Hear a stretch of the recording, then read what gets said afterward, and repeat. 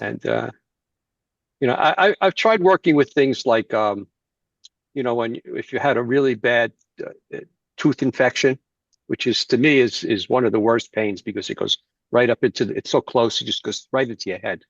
And it could be really, it just could make you crazy, if you don't get it taken care of. And when if it's middle of the night, you can't call the dentist to go and do anything, so you're stuck. So that's an opportunity to work with that. And I find that I can transform it for a little bit, but after like 10 or 15 minutes of transforming it, I become exhausted and it just takes me over. And it's just like, I'm like, oh, I give up. I can't, but it's an opportunity to practice these things. Yeah. It's as they say, it's progress, not perfection. So. Yeah, but this invitation, Cliff, I'm amazed how everything is connected and is supremely synchronized. So with Gabriel, we start with emotions, that we are the life force. And now it's a tooth infection.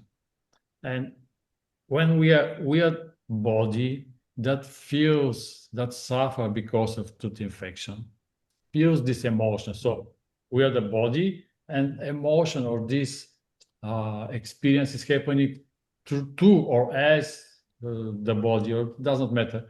Then this approach is more difficult. How you share, it's exhausted to try to manage it. To manage it. And now invitation is opposite. So we are this life force of instead of pain, of fire. We are the fire itself. We're the life force. And this is the foundation. This is the foundation. And body and tooth just appear around this life force. What is the difference? I'm the fire. I burn everything and appear as this and that. I got it. Yeah, I get what you're saying there. The shift is there's no longer a resistance to it. There's not a separateness of me and it. It becomes one thing. So how could you resist what it is? How could you? It's just there's no resistance.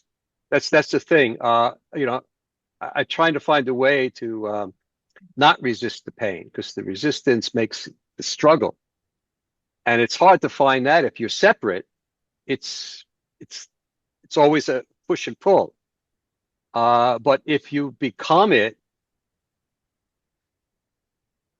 which is it's if it like you said, if you as the life force, there is no resistance. You are flowing as it. So there's no resistance there to it. So that's a liberation of going into the pain. Exactly. To be the fire. And from here you can create fire. Yeah, I see that. I see that. That's it's something that has puzzled me. It just dawned on me something. When I used to do a lot of meditation, back in the day, I don't do that much anymore. I do it, but I do it all the time. I don't sit down and do it. But I used to sit in a Zen place, and you sit for like an hour and you don't move at all, and you sit in a cross-legged lotus position, and it's very painful. I mean, you could go through agony with it, and then the proctor, be the pain, be the pain, and it's like, fuck you, you be the pain. I don't want to be the pain, and it didn't make any sense. It's like she's saying words, but it didn't make any sense. It never explained it, never understood it. It was like, be it, but it's just when the resistance to it goes, when it's just part of the expression of the life force. There's no separation. There's no. I get it. I don't. It's hard to put it in words, but I could feel it. It's a release. Right. Yeah. Interesting enough, there's an old Zen Koan, a Zen story, and I puzzled over it for a long time, and then it like dawned on me, and I haven't thought about it in years, and it's just about this. Is the answer to it is what you just said. So it's a fun story if anyone's ever interested in hearing it, if I can remember it. Yeah, can you say that koan, that story? Okay, so I see if I get it right, because it's been a while since I read it or worked with it. But it's appropriate for what's going on in Europe right now, I think. Uh-huh. So Dozen comes to Zazu and comes to visit him. He's the Zen master in his tea hut, which is a little like straw shack.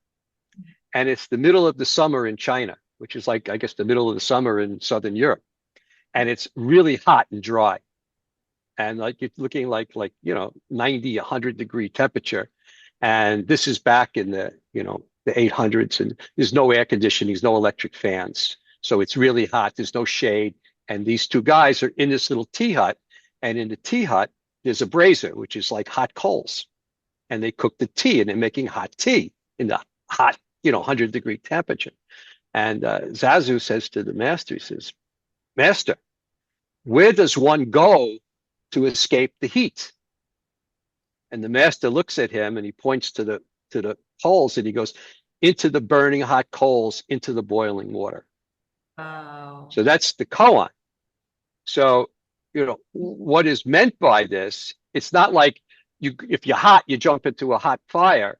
It's like there's no air conditioner, there's no shade, there's no place to go anymore. If there's a window, you open a shade, you go like that. But if there's no place to escape and you're there, where do you go? You become one with the hot and the heat and that. And you become, like you said, the life force, you just become that energy. And that is the liberation and the freedom from the heat. Of course, the heat is not just the heat of temperature, it's the heat of life and emotion and energy and pain. That's the koan. That's the answer. You answered the koan beautifully. Wow. And you recognize this. It's so beautiful. So like this. Yeah, it's cool. Yeah, it's fun. Life force itself. This is beyond every idea about awakening, and this is. But I never saw it that way, quite like that, with the life force and the energy until today. I just thought, you don't resist suffering, but it's more than that. It's you disappear. You are this, right? There's no separation. If it's one thing, you can't resist it. There's no resistance. A hair's breadth of separation there is, but if there's one, there's no resistance. Yeah, That's beautiful. Yeah. Thank you so much Yeah. for sharing that koan. I love these Zen koans. Yeah, they're fun. Yeah. Oh. Thank you. Yeah. Mm.